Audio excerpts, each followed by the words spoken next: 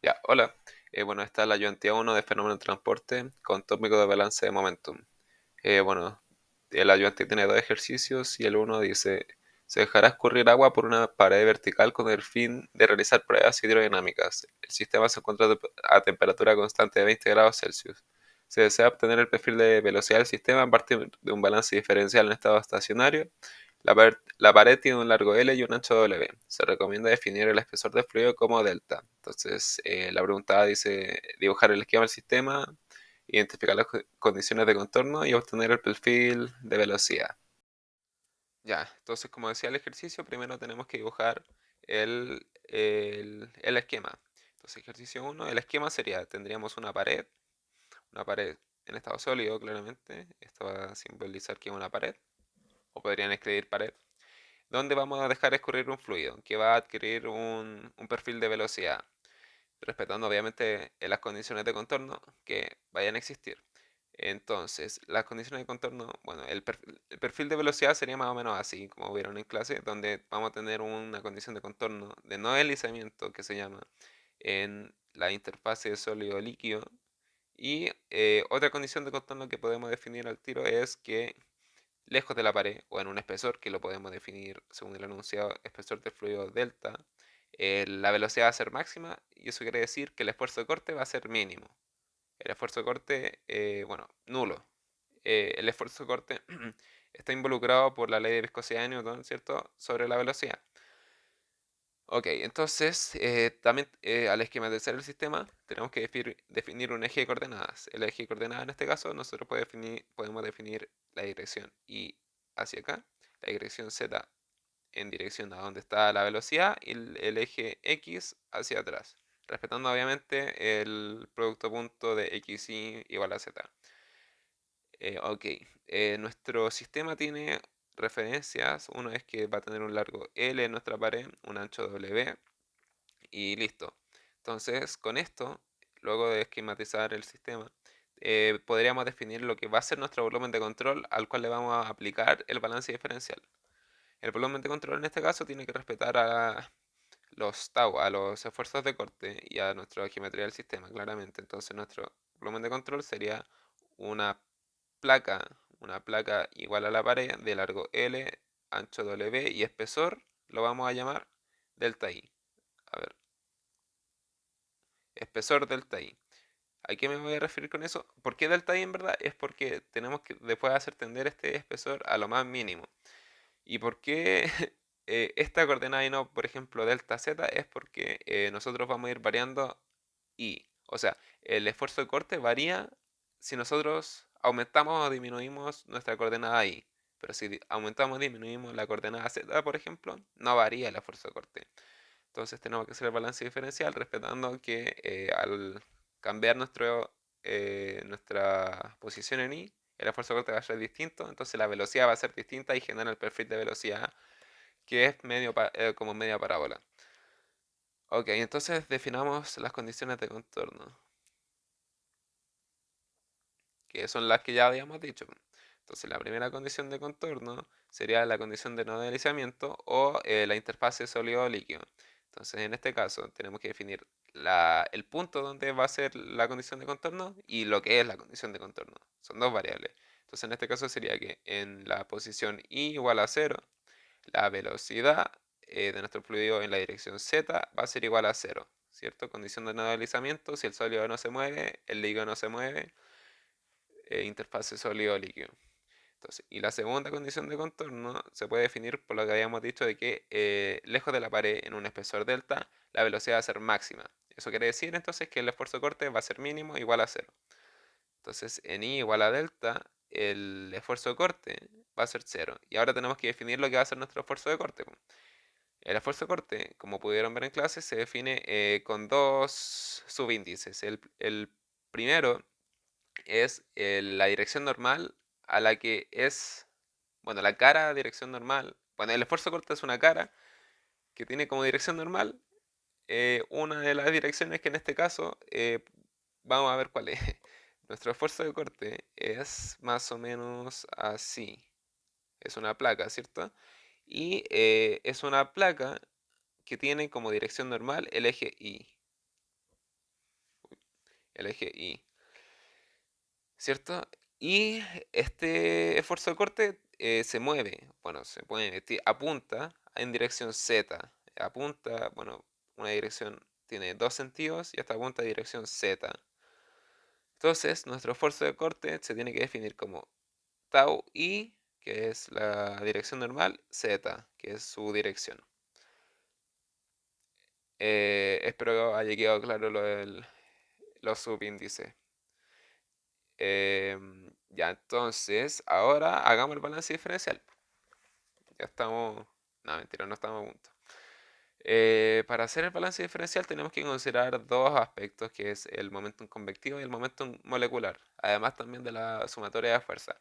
Entonces, para hacer un balance cualquiera, primero que nada, tenemos que tener en cuenta que un balance es la acumulación, es igual a lo que entra menos lo que sale, más lo que se genera, pero al momento de hacer un balance de momentum, no es lo que se genera, sino que es la sumatoria de fuerzas sobre el sistema. ¿Y por qué la sumatoria de fuerzas? Porque tenemos que pensar, por ejemplo, en física 110. Nosotros hacíamos un balance de fuerzas para ver si un sólido se movía o no.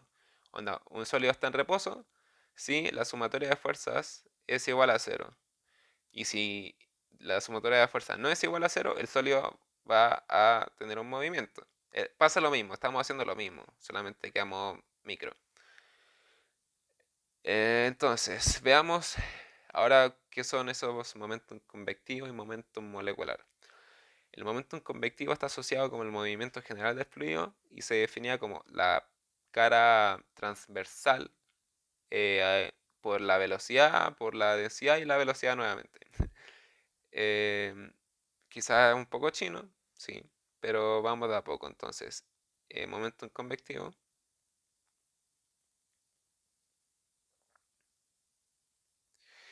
Tenemos que definir dos, ¿cierto? Uno es la entrada y el otro es la salida del momentum convectivo, el in-out. El in primero. Tenemos que definir nuestra cara transversal, que en este caso tenemos que ver nuestro volumen de control. Lo voy a pintar aquí con rojo. Nuestra cara transversal que tenemos que tener en cuenta al hacer esto es esta de aquí. Esa. Entonces, esa, ¿cómo se define esa cara? Si tenemos que multiplicar largo por largo, entonces esto sería delta I por W. Sí, esa es la cara entonces que es transversal. Y a esta le tenemos que multiplicar la velocidad en el eje Z por la densidad y por la velocidad nuevamente en el eje Z, pero esta vez evaluado en la entrada, que es Z igual a cero según nuestro eje de referencia. Ya, y la salida de nuestro momento convectivo es lo mismo, o sea, parecido, es nuestra cara transversal, que es la misma, por la velocidad, por la densidad, por la velocidad, pero esta vez evaluado en la salida, que sería z igual a L. Ya, y eso es por el momento convectivo, no me gusta eso. Ahora por el momento molecular.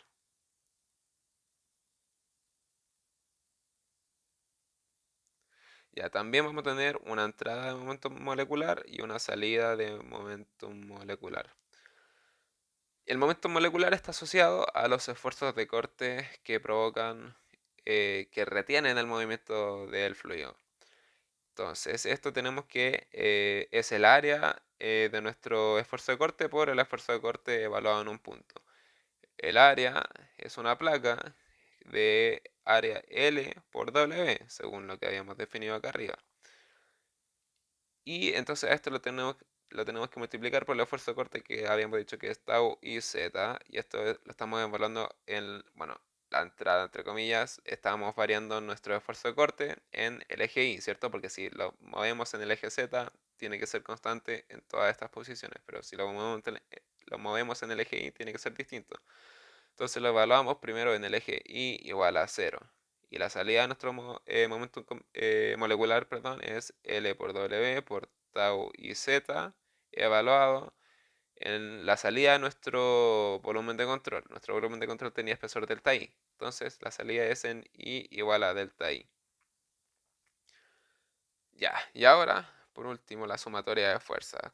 ¿qué fuerzas tenemos que definir en este caso? Bueno, en todos los casos tenemos que definir la presión y la gravedad. En este caso no hay una presión que esté involucrada en el movimiento del fluido, entonces solamente vamos a definir la gravedad. Entonces, en este caso, la gravedad se tiene que evaluar en todo el volumen de control, que es L por W por delta I.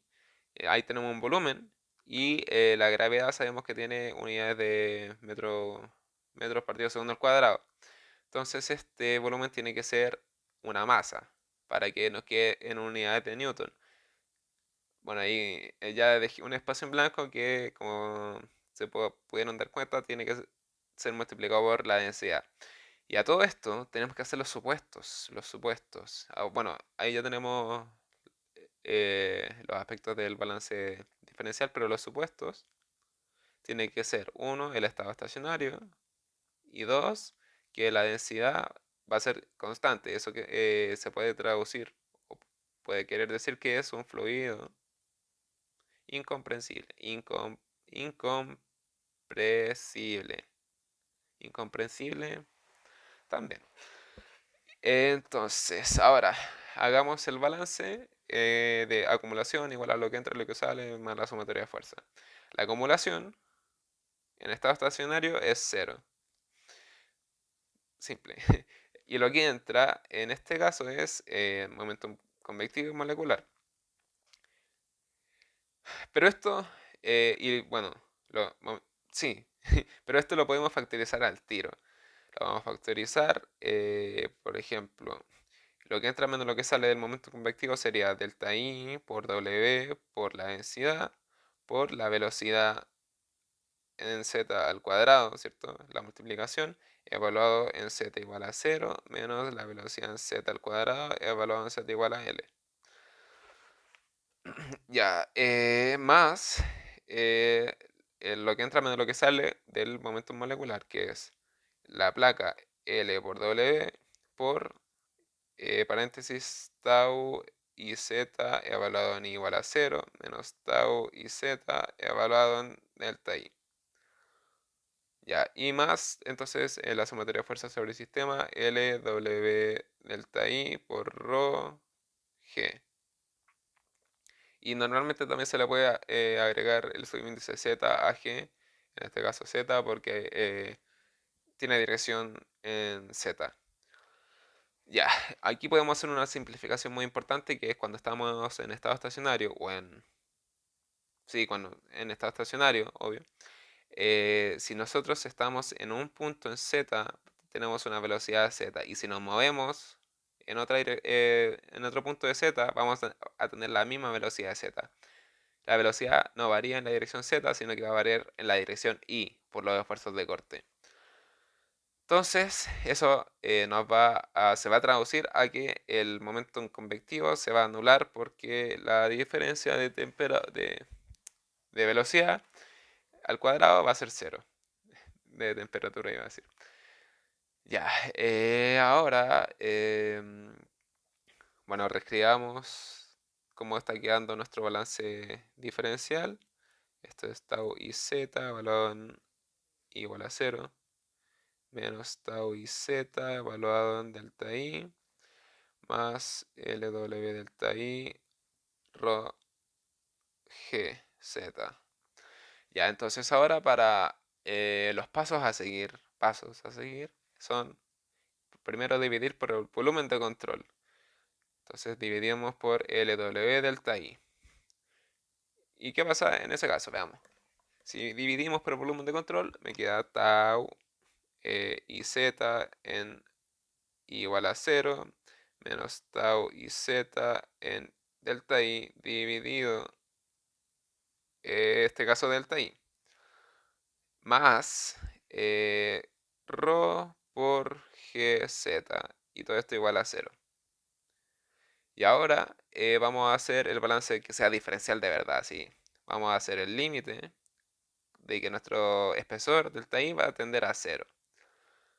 ¿Y qué pasa en ese caso? Es que va a aparecer la definición de una derivada.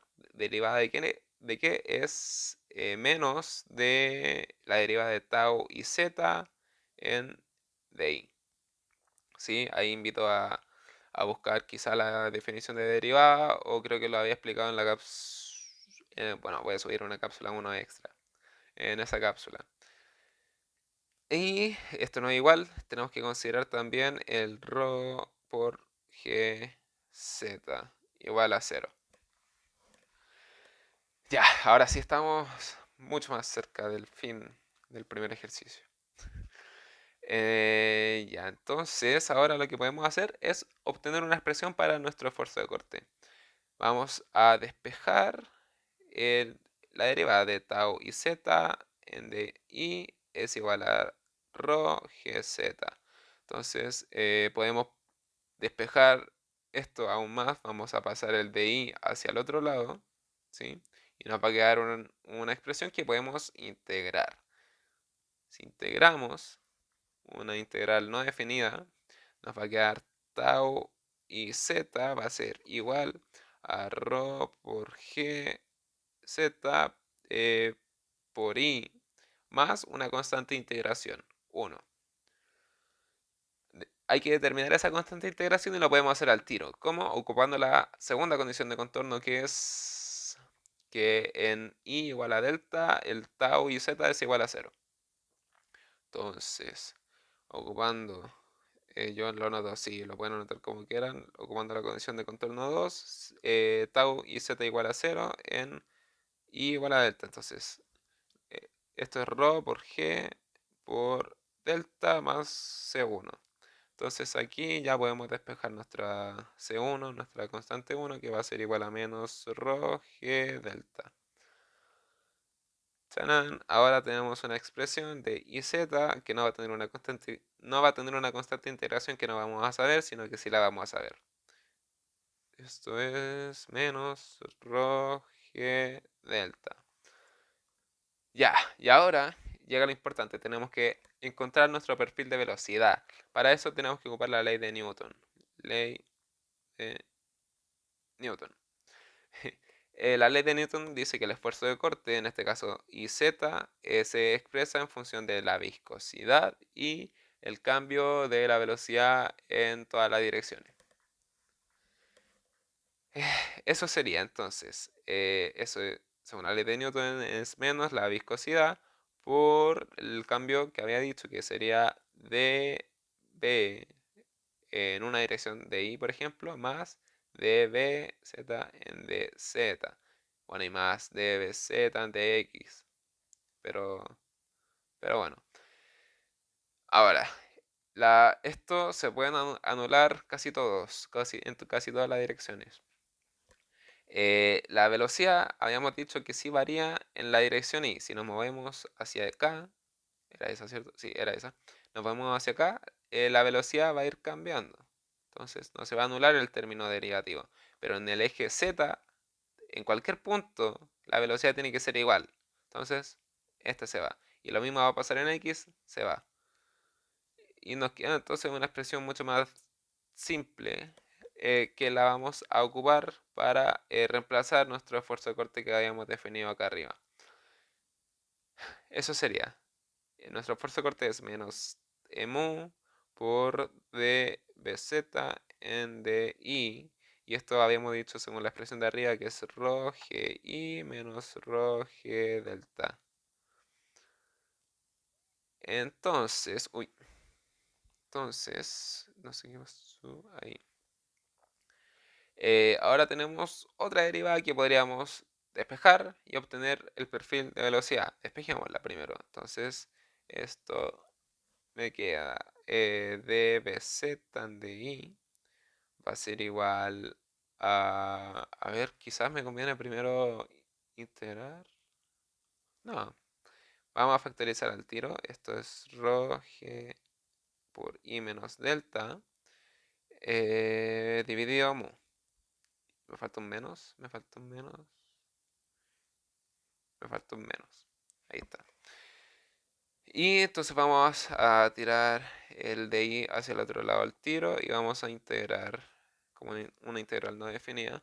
Entonces esa resolución de la integral es bz, va a ser igual a menos rho g dividido mu por la integral de i, que es i cuadrado dividido 2 menos la integral entonces de una constante es la constante por la variable más una constante 2. Ya estamos a punto, a punto, a punto, a punto. Entonces esto de aquí, voy para acá. Esto de aquí tenemos que encontrar la constante integración 2. Esa se encuentra ocupando la condición de contorno 1. La condición de contorno 1 decía que en i igual a 0, la velocidad en z va a ser igual a 0. Entonces, la velocidad en z, 0, igual a menos ρ por g dividido mu por todo esto, que es 0 al cuadrado dividido 2 menos 0 por delta más la constante 2. Entonces, si despejo aquí mi constante 2, me va a dar que es 0. Y ¡chanan! Ahora ya tenemos por fin nuestro perfil de velocidades sin constante de integración y con variables de posición, que es, bueno, sería ρ g dividido mu por i al cuadrado dividido 2 menos delta i. Y eso, ese sería entonces el primer ejercicio.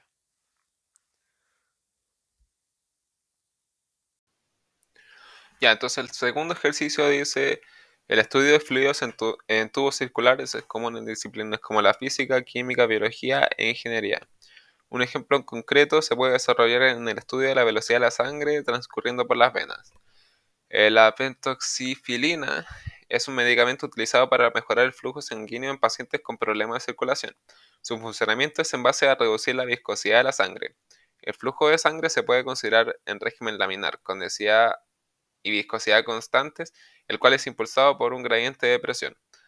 Para su estudio, se considera una sección de una vena vertical de longitud L y radio R. Entonces pide esquematizar, definir las condiciones de contorno y partiendo de un balance diferencial, que es lo que hicimos antes, obtener el perfil de velocidad.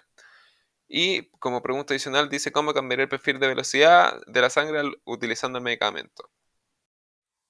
Ya, pues. Entonces, en el ejercicio 2 me estaban diciendo que yo tenía que considerar una vena, que obviamente lo podemos considerar como una sección, un tubo, un tubito ahí. En este caso yo lo consideré horizontal, donde va a transcurrir sangre.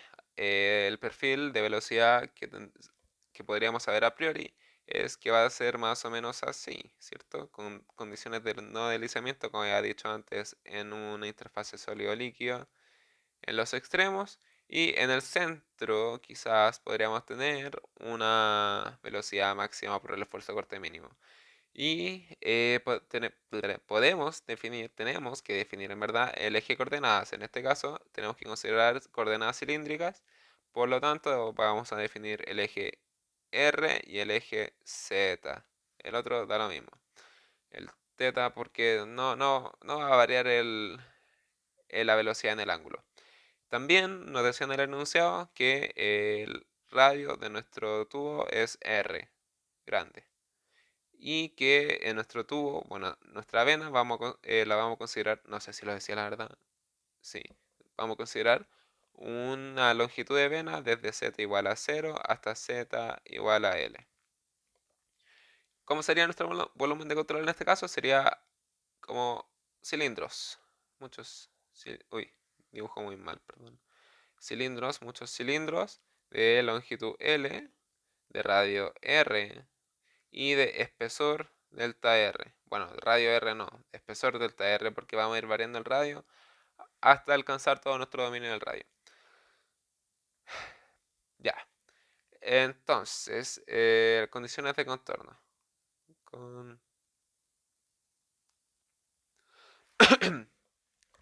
También tendríamos dos condiciones de contorno. La primera es la que ya conocen de condición de no deslizamiento. Entonces, en R igual a el límite, o sea, la interfase R, la velocidad va a ser 0 y velocidad en este caso también va en dirección Z, entonces Bz. La segunda condición de contorno es una muy parecida, muy similar, es la misma que la otra, que es que en un punto de nuestro sistema vamos a tener una velocidad máxima y por lo tanto un tau mínimo. Ese punto se da en el punto más alejado de la pared, que es para todos los casos en r igual a 0. Entonces se define el tau que va a ser igual a 0. Y en este caso, ¿qué tau sería? Tendríamos que considerar la dirección hacia donde va el tau, que estábamos viendo que es en dirección z. Entonces el segundo índice es dirección z. Y nuestras capas, vamos a ver acá el volumen de control, tienen dirección normal a la dirección radial. En toda la dirección radial tiene dirección normal. Entonces es tau rz igual a 0. Y ahora hagamos el balance. La acumulación es igual a lo que entra menos lo que sale más la sumatoria de fuerzas sobre el sistema. Vamos a hacer esto más rápido ya. Eh, el momentum convectivo tenemos que considerar nuestra área transversal. En este caso sería 2pi. Bueno, veámoslo acá. Sería como evaluar muchas veces áreas transversales así. Entonces tenemos que considerar un espesor delta R a nuestra área transversal. Eso sería como el perímetro por el espesor. No es tal como lo dije, pero después podemos ver la demostración matemática de por qué ese es el espesor. Es como por la derivada. Y esto lo tenemos que multiplicar entonces por las velocidades. La velocidad de entrada al cuadrado. La velocidad de entrada en z igual a 0 menos la velocidad al cuadrado en z igual a l. Más el momentum molecular, que tiene que ver con los esfuerzos de corte. En este caso, tenemos que considerar el perímetro por el largo, ¿cierto? El perímetro por el largo nos va a dar las capas de los esfuerzos de corte donde nuestro radio tiene que ir variando, ¿sí? Nuestro radio va variando desde el radio 0 hasta el radio R, dando pasos de delta R. Entonces, ¿eso cómo lo haríamos? Tendríamos que multiplicar 2pi r por L. Pero el R, como va a ir variando, lo voy a dejar adentro de la expresión del tau. Entonces voy a multiplicar R por tau, que nuestro tau era RZ. Y todo esto lo vamos a evaluar en R igual a 0. Ya, y ahí también la salida es R por tau RZ, evaluado en R igual a delta R. Y ya, ahora la sumatoria de fuerzas. En este caso sí tenemos que considerar presión. Lo hice el enunciado, no me acuerdo, no lo encuentro, pero supongo que sí lo dice. O si no, lo tengo que arreglar. Tenemos que considerar que la sangre se mueve bajo presión, por eso existe el corazón. Entonces vamos a definir dos puntos de presión que van a ser en las mismas coordenadas que nuestros puntos de referencia de la longitud, que es en z igual a 0 vamos a tener una presión sub 0, en z igual a L vamos a tener una presión sub L donde el PL es menor a la presión en 0 y por eso existe un movimiento del fluido en esa dirección. Ahí sí mejor. Ya, entonces eh, como- tenemos que definir estas fuerzas sobre un área que es la misma área que tenemos que considerar en el momento convectivo, que es 2pi r por delta r. Y lo multiplicamos por el gradiente de presión que es P sub 0 menos P sub L. Si es cierto, P sub 0 es mayor, entonces me queda positivo. Y esto es igual entonces a la acumulación y hacemos la suposición de que estamos en estado estacionario, entonces la acumulación se va a cero y la diferencia de velocidades en dirección z es cero también. Entonces me queda mucho más bonita esta expresión. Aquí tenemos que repetir lo mismo, tenemos que dividir por el volumen de control, entonces en este caso sería 2pi delta RL. Y hacer tender, bueno, vamos paso a paso. Dividamos primero por esto, me quedaría el tau r por tau r z evaluado en r igual a 0 menos r por tau r z evaluado en r igual a delta r y todo esto dividido delta r más lo, lo de la presión que me quedaría r por el gradiente de presión dividido L. que es muy feo esto. Dividido L. Y todo esto es igual a la acumulación, que es igual a 0. Ya, y ahora sí vamos a hacer el límite cuando delta R va a ser 0. Nuestro volumen diferencial se hace realmente diferencial. Entonces me va a aparecer la definición de derivada, me va a quedar menos la derivada de R tau RZ en dr, más lo del otro lado es R por el gradiente de presión dividido L igual a 0. Y aquí tenemos que hacer lo mismo. Despejemos la derivada, me queda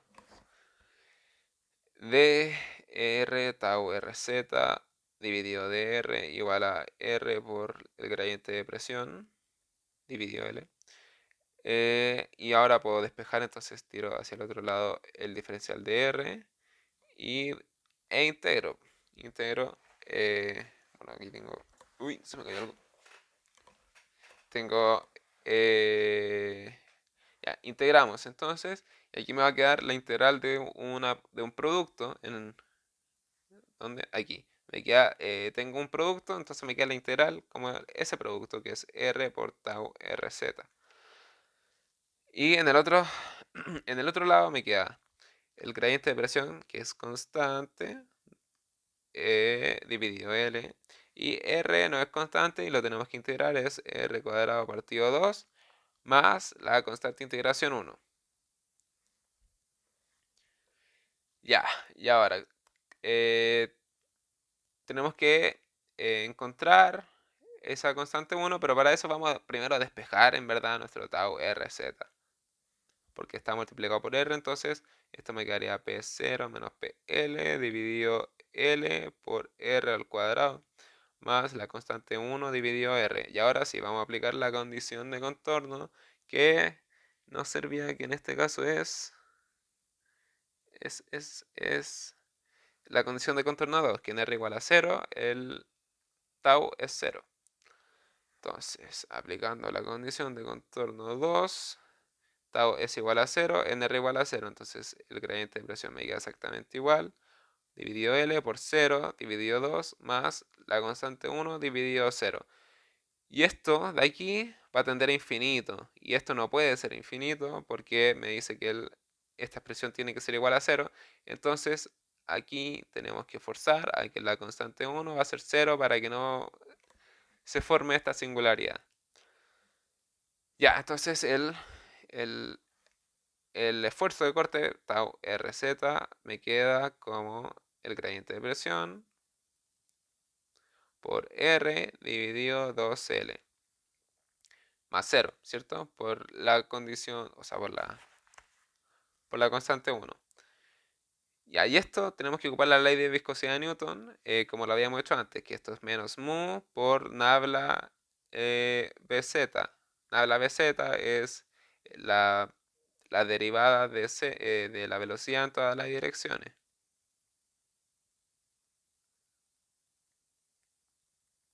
Pero ahora tenemos que ver en qué dirección... Oh, perdón, esto tiene que ser en coordenada cilíndrica. Esto es dvz en dr más dvz en dz más dvz en dθ. Ahora tenemos que ver en qué direcciones varía nuestra velocidad. En R habíamos dicho que sí variaba. Entonces, ¿por qué? Porque tenemos un perfil de velocidad de este estilo, donde si nos movemos en la dirección R, el perfil de velocidad varía. Si nos movemos en Z, habíamos dicho que no va a variar, y en estado estacionario podíamos hacer la simplificación que habíamos hecho arriba. En el ángulo tampoco va a variar, sino que varía en R, entonces aquí también se nos anula esta expresión derivativa. Ya, y ahora entonces me va a quedar algo mucho más simple, que es... eh, bueno, aquí voy a despejar al tiro la velocidad, que es dvz de R va a ser igual. Aquí me queda un menos el gradiente de presión, dividido 2L por R, eh, dividido mu, dividido mu, dividido mu. Eh, ya, esto. Ya, perfecto. Y ahora tendremos que hacer lo mismo. Aquí me estoy quedando sin espacio. Voy a tirar el dr hacia el otro extremo y voy a integrar. Si integro me queda bz, una expresión de bz me va a quedar menos todo lo que es constante, que es 2 mu L por R al cuadrado dividido 2 más la constante integración 2 en este caso.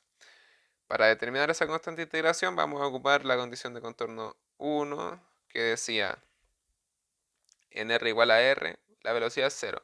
Entonces 0 es igual a menos P sub 0 menos P sub L dividido 4 mu L por, por 0 al cuadrado más la constante de integración 2. No, perdón, esto no es 0, esto es R. Entonces puedo despejar mi constante 2 y esa va a ser esto. P0 menos PL dividido 4 mu L por R grande al cuadrado. Y chanan, ahora sí, por fin vamos a encontrar nuestro perfil de velocidad. Que si me disculpan lo voy a copiar aquí. Nuestro perfil de velocidad sería esto que habíamos encontrado integrando, más la constante integración que es esta aquí.